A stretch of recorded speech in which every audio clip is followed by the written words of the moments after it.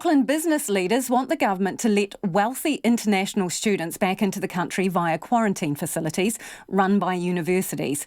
Speaking at a crisis summit today, Mayor Phil Goff, Sir John Key and Rob Fyfe all signalled the need to expand quarantine facilities to make the most of New Zealand's COVID-free status, while also letting in the right people to keep New Zealand's economy afloat. Our cameraman, Nick Monro, and reporter Nita Blake-Persen were at the summit. As 200 people packed into this Auckland hotel with no face masks or social distancing, you'd be forgiven for thinking COVID-19 was a thing of the past. But not quite. We have a financial crisis that's coming, not a health crisis. Former Prime Minister Sir John Key warning a significant contraction of the economy is coming, with the country's economic hub at the sharp end. We are the engine room of growth. So if Auckland slows down, the rest of the country slows down. Mayor Phil Goff says some forecasts estimate 50,000 Aucklanders will be out of work by the end of the year. And here's why. 53% of the $7.8 billion of tourist spend in our city coming from international visitors. We're the centre of international education in New Zealand, and the international students are worth $2.8 billion to our local economy, and that will be heavily impacted as the flow of new students dries up.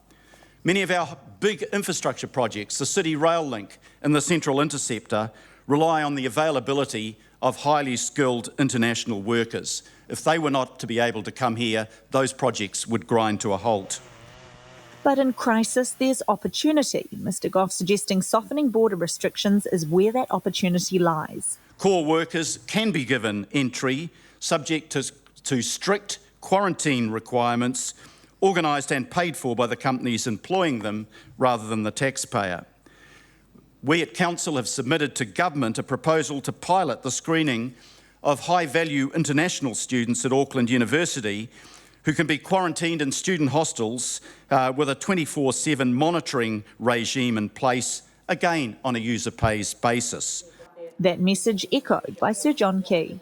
We can turn that tap back on quite successfully. I'm not arguing at all that we should challenge that we don't want community transmission. We clearly don't. But in the same way that we welcome New Zealanders who are returning from overseas and appropriately put them in quarantine and test them for 14 days, the universities and maybe the schools, but certainly the universities have the capacity to do that. A big financial onus on the universities for making sure they do the job properly. I think maybe they even have to quarantine a little bit longer. The testing regime might be a little bit more strict. There'd obviously be, certification from, central government and the appropriate authorities at health. But they do have big facilities actually to house, students in quarantine. And, why wouldn't you start at least with the trial?